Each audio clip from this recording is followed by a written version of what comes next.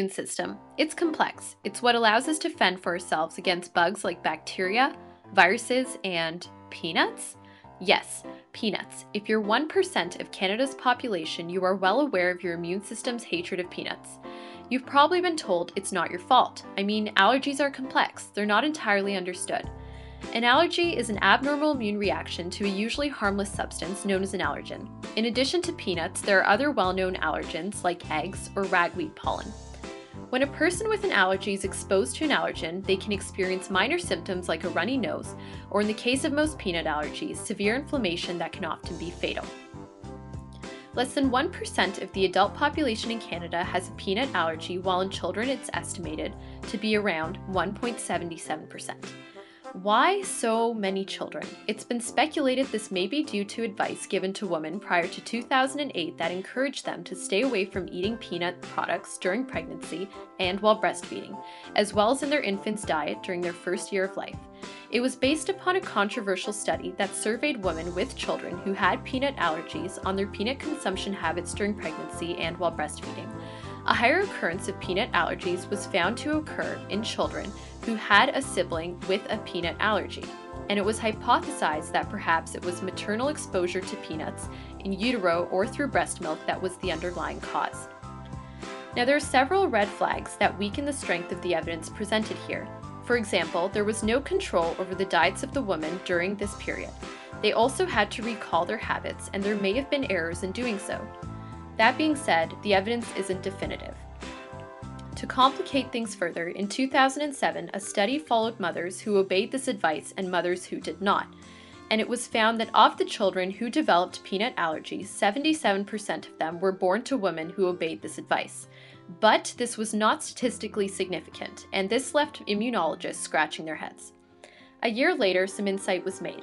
A study looked at two groups of infants, a group that stayed behind in Israel and one that had immigrated to the UK during infancy.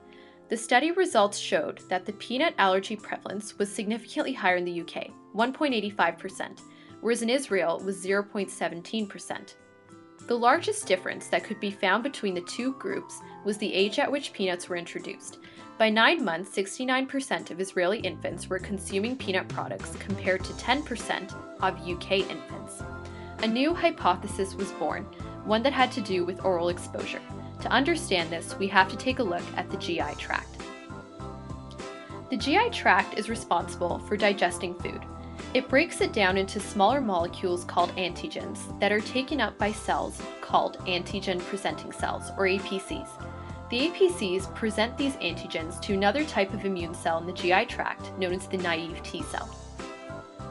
Now from here, two things can happen. The APC can present the antigen to the naive T cell, and in addition to presenting the antigen, it can provide it with something called co-stimulation. It's sort of like a tickle that causes the naive T cell to mature into a T helper cell. The T helper cell launches an immune attack against this antigen with the help of another immune cell, known as the B cell. The B cell produces antibodies that destroy this antigen, and these antibodies also bind to other cells that trigger inflammation. This is sensitization, and this is what causes an allergy. It doesn't always happen, and it's not clear why it sometimes does.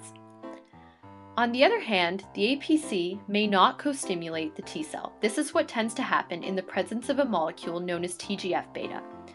It prevents co-stimulation, and the T cell instead becomes a T regulatory cell that tells your immune system, hey, this antigen is okay, and there's no need to mount a response against it.